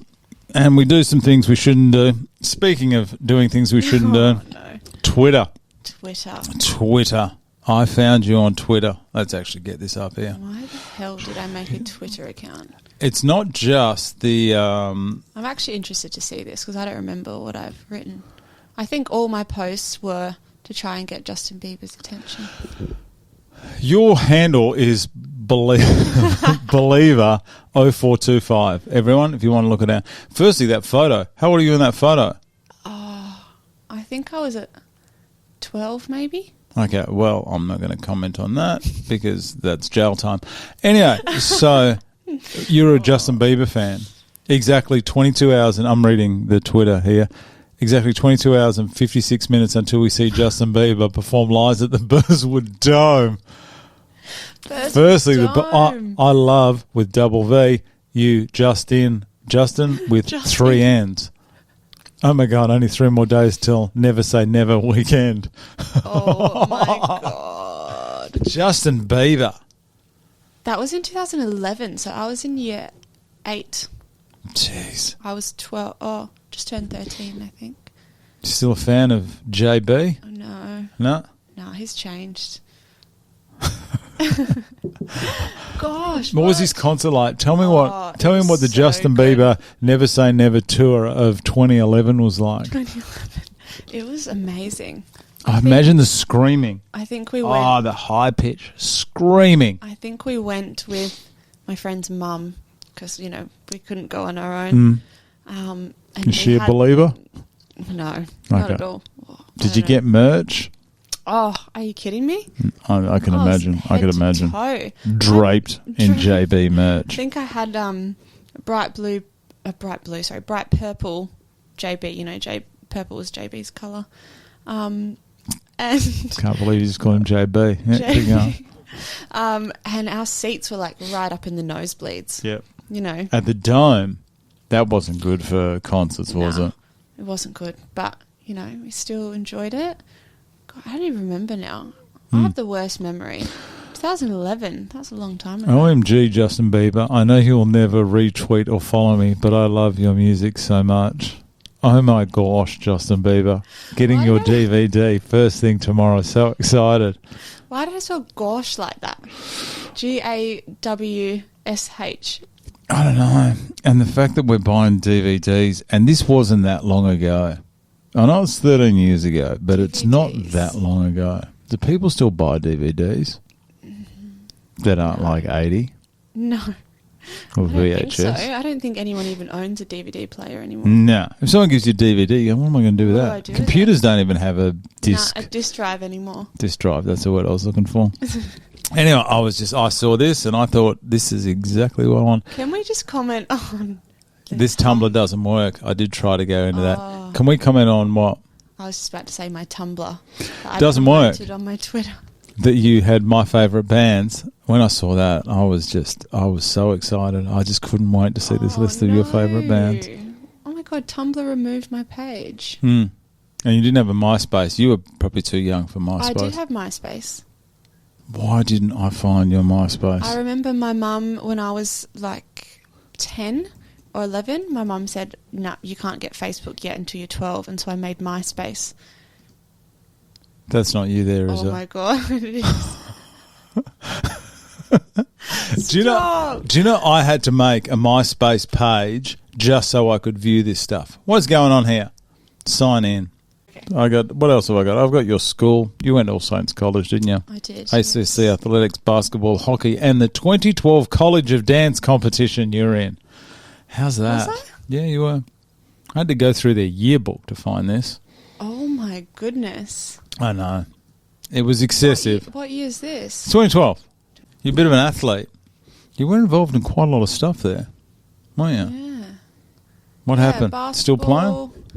Oh, that's the thing. I get bored very easily, so I feel like I played a lot of sports, but like not for a long time. Were you a naturally good sports person? Good hand-eye coordination? I think I'm pretty coordinated, Hmm. but I've seen you with gloves on. It's questionable. No, you're good. I was good at them, but I wasn't like amazing, you know. I was never like the best in the team. I was never like MVP. Were you tall when you were young? So tall. How tall are you? 5'9". 5'9". I thought you were taller. 5'9.5". Okay. Still tall. I thought you were tall. You haven't even told me why you applied. Tell me why you applied. Is it something against Nadia? Do you just want to get back at her? We only just met. Sure. Love Nadia. No, like I said, I get bored very easily, and I feel like I'm always just wanting a new challenge with something. So yeah, I've always been into fitness and the gym, and I was at my old gym for a while, and, you know, I was just getting a bit bored of it, and I was kind of like, okay, I want a new challenge. And then I've seen a couple of girls do it, like Carly and Steph and everything last year, and I was like, I want to do that. You know, good challenge. And I was actually more excited for the whole process. Just get super fit, you know, just... Oh, you are extremely fit at the end of this. You'd want to be as well, because I know the fight isn't that long, but after 3 rounds, people are hurting in that last round. I know. A couple of body shots as well. Yeah. Fold you like a lawn chair. You go down real quick. No, but I've always done weight training, so this is like the most cardio I've ever done. Like, I'm getting cardio fit, definitely. Has the weight changed? You gone up or down or anything? Down. Down? Yeah. You're eating better? Yeah. I'm like doing my own meal plan and stuff. And what was your diet like prior? It's never bad, but like, I'm a foodie. I like to go out to restaurants, try new things, have a few glasses of wine. I feel like I'm just what food is going to suit my wine tonight? Is that pretty much how it's been? Yeah. I have a list of places that I still want to try. Put on the back burner till the fight's over. I never got the foodie thing. Why? I just don't enjoy food. Like, I don't... You don't enjoy food? No. What do you mean? I don't like it. I don't. I like it. It's just... What do you eat? I don't know. I still eat. Like, Yeah, I I know, but like, do you just make Vegemite toast for dinner? Like, what do you mean you don't like food? I don't. I have no desire to go to a fancy restaurant. Like, I would just prefer to eat at home. I don't know. Just one of those things. I'm just not into food. I think it's the experience that I like as well. Okay. You know? Like going out, try new things. You always got to share so you can, you know, like try pick something off the other person. Yeah. Oh, you'd be a delight to be on a date with. You'd order something not like it and then just pick the food off the other person's stuff. Yeah, 100%. And you said you're off the alcohol? Yeah. Do you reckon you'll stay off it afterwards? Obviously, after your fight, you're going to have a couple of refreshments. But I'm going to be lit on the fight, I reckon. I think it would take me like 2 drinks and I'll be gone. Could you see you maintaining this lifestyle afterwards? I get a bit burnt out, to be honest. Like, I'm training, I'm working 6 days, and then, I'm doing like 10 sessions a week at the moment. Okay. Yeah. That's a lot. So it's a lot. I don't know if I'd be able to maintain this level. Yeah. But... just the healthy lifestyle, though? Yeah, I feel like I've always lived a pretty healthy lifestyle. Okay. Balanced lifestyle. Balance, I think that's the key, isn't it? Yeah. Any concerns about what you're going to experience on the night? I'm scared I'm going to lose. No. No, I'm not really concerned, actually. I think I could get a bit nervous now because some days, like obviously in training, some days you have good days where you're bad feeling days. like, yep, I'm better than everyone. I can knock this bitch. Oh, sorry, pardon my language. Oh, you can swear. Okay. And then other days, I'm just exhausted and I'm like, I just want to stand here and let them punch me. Like, I just have no desire to punch back. Like, I can't be bothered. So everyone's going through it, though. I know. People I'm just very hide hard it on myself, and if I have a bad training, then I just get a bit nervous, and I'm like, they're start having doubts. I start having doubts. So I'm nervous that I'm going to feel like that on the night, but you'll be pumped on the night. I've never seen anyone not excited for the night. There definitely are nerves. Yeah. But whether it's someone wants to just get in there and get it done, I think the females have got a big advantage being the early fights. I think that really does help. And you got to understand you're responsible. This is putting more pressure on you. Is you are responsible for setting your team up, because once they split you into teams, you'll really see how it becomes a team effort, even though it is an individual sport. And every fight, you'll be invested in every fight. Guys that you may have only spoken to once or twice, once they're on your team, becomes very close-knit. Yeah, I know. It's a lot of pressure. It is a lot of pressure, but your opponent, whoever it might be, is going through exactly the same thing. Glenn was actually telling me about that, the last PCR when Blue won, 11 to 2. And couple of split decisions in there. Apparently everyone who was winning from the Blue team just went back into the Blue change rooms and was just like, yep, I've won, let's go, you're next. And they're like, yep, cool, go out, comes back with a win. I'm like, can you imagine 9 wins and then the next person going out and not winning and just breaking the streak? Well, Gosh. It's gonna it doesn't have to, but there was always that possibility. Yeah. But, God, you'd feel bad, wouldn't you? But the composure, I think, of people like Nigel and the red team, where they were behind but still managed to rally and keep coming, because no one gave up. No. And there was right to the end, there were some of the closest fights. But it is, that's what they're going to go through. They're going to go through the mental side of things, because it's just as mental. The mental side is just as important as the actual boxing itself. 100%. So, and anyone can win. Any fight, anyone can win. It's who can turn up and follow the game plan and get hit and stay composed. Anyway, whoever it is, Nigel, Glenn, they'll go through all this with you. Yeah. I'm excited. Your walkout music, what do we got?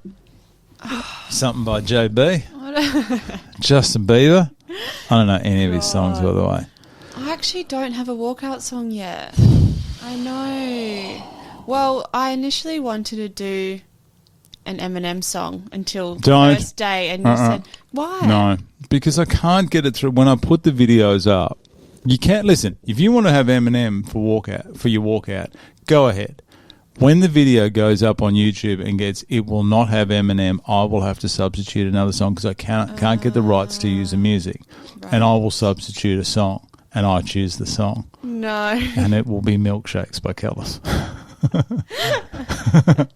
Oh, okay. No, I've gone off Eminem now. Okay. You put me off him. I didn't really put you off him. I just said, could we choose someone different for their walkout music? What were you going to have? The classic Lose Yourself? Yeah, but then I was like, that's a bit mainstream, isn't it? A little bit. It's all right. You can have it. You can have what you want. What gets you fired up? What's a song that you listen to and you go, yeah, I'm ready to go? Love Fred again. Love him. I would have his babies. Fred again. Love him. He just came out of nowhere, didn't he? He is killing it. I'm sorry. I know everyone just loves him, but here's something else. There's something else. Remind me. I'm going to write this down so we can talk about it afterwards. There's something that I was going to ask you, tell you about. Okay. About Fred again. So you don't know what your music's going to be? No. You still got a couple of weeks. Yeah. Still got a couple of weeks, and you also got to pick what part of the song that you come into as well. I'm just thinking, Lose Yourself. You know, when it's like, I don't know. You can, if that's the song that does it for you. I'm not telling you what you can and can't pick, but I'm just going to say, mate, it'll cause an issue when I try to get it through. Yeah. Pick it. Go on. I'll just substitute something else in. What are you going to substitute? Anything. Something that you wish you wouldn't have picked Eminem for. No. After it's done, in 39 days, however long it's going to be, I can't remember, there is a big come down afterwards. A lot of fighters have spoken about that. Really? Is you've had this event, and it has just been a totally consuming event for you for this. As you've seen for the last 3-4 weeks, this is, I guess, all you focus on. I know you work as well, but this is going to be run through your mind all the time. Yeah. And as you get close to the date, it's going to become more and more apparent, and you're going to realise that it's all going to happen really quickly. So definitely don't wish the days away. Enjoy all the training sessions, the good and the bad. Get to as many as you can. But have you got any plans to help you afterwards? Because there is an emptiness that will kick in on maybe the Monday afterwards, after you leave. Are you staying at the Crown? Yeah. After you leave the Crown, there is going to be this feeling that it's over. And a lot of people feel, like I've spoken to quite a few, and they feel quite lost afterwards, which isn't a healthy way to be. Have you got stuff in plan to help you afterwards? Have you thought about it, what you're going to do? I honestly haven't, but it's a really good point because I feel like the PCR is my main focus right now. Do you know what I mean? Like, yeah, I'm obviously working a lot, but all my mental energy is going towards this fight. And, yeah, so I don't know. I mean, I think I'll still be at the Crown on the Monday. I feel like it'll be a bit of Someone's balling. Someone's back in quarantine at the Crown. I feel like it'll be a bit of a bender after you weekend. got to reward yourself. So, yeah, I'm excited for that, but I honestly don't know. And I'm actually not going to be working my second job on weekends either, so I'm just going to have my weekends back, not have my training to go to. Poor designs, full steam ahead. Poor decisions. Decisions, yeah. I said. Business will be full steam ahead, but yeah, I've never really been good at having free time. No. Like I like to be busy. Yeah, that's not a bad thing. It's not a bad thing, no. I always say, I'm so busy, I can't wait for a day off. Then I have a day off and I'm bored. What do I do? It'd be a delight to be around when you're bored, I'll tell you. I get so bored. I'm just like, I'm just want to go all the time. That's not bad. You got to harness that energy. I'd recommend, not saying what to do, but I'd recommend just being aware of it.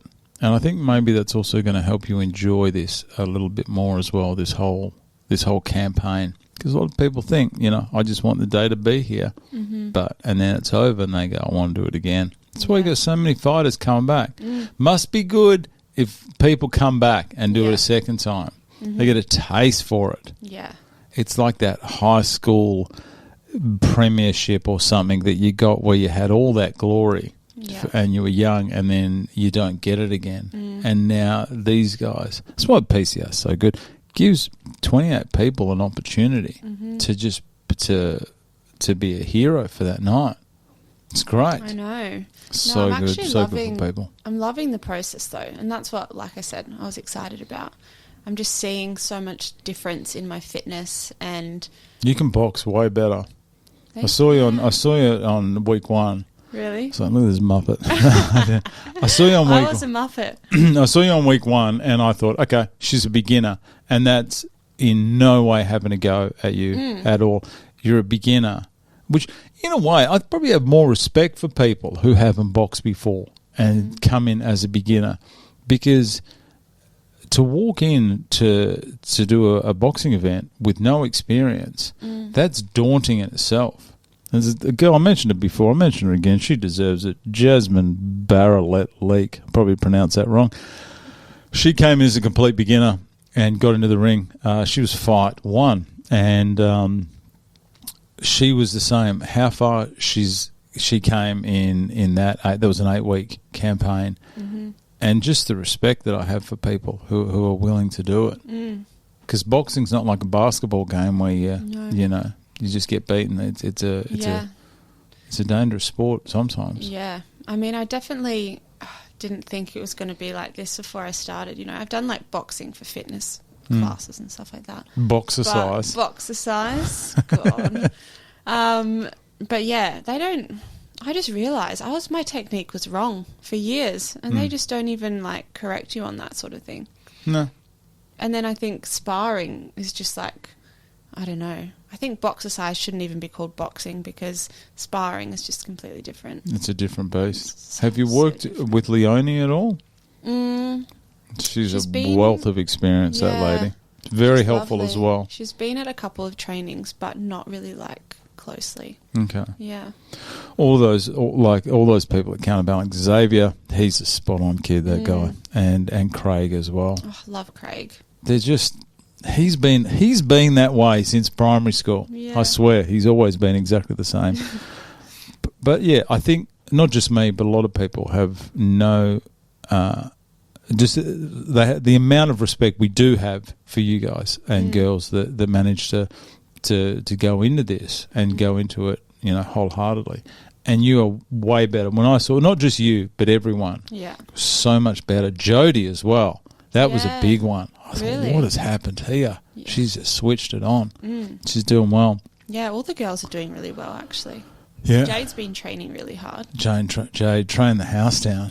That's going to be something. Double sessions. She's crazy. I'm looking forward to her. I don't know who she's going to be fighting, but I look forward to her walkout. Yeah. It will be a spectacle. I've got a heads up of what it's going to be. I'm nervous for my walkout. I'm like, gosh, I don't know. I feel a bit cringe doing it.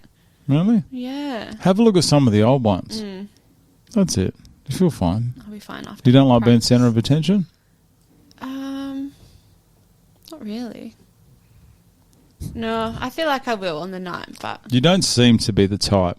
Some people just thrive on it. Yeah. But some people don't. Like some people are a bit more reserved. Seem to be sitting in the middle. I think you'll do fine. You'll do fine, whoever your opponent is. Well, that's about it, mate. We're 37 days out from your boxing debut at Perth Crown Rumble, number 12. I want to thank you very much for coming in here today, spending those 3 hours with me, gas bagging. Best 3 hours of my life. Thanks for taking the time off to come here. Thanks for having me. It was fun. Hopefully we'll get at least an hour worth of usable stuff out of that. Yeah. But you split into the team soon. You find out who your opponent is soon. Whichever way it goes, I wish you all the best, and I definitely will see you down at training very soon. You will. Thanks for coming in, mate. I'll see you soon.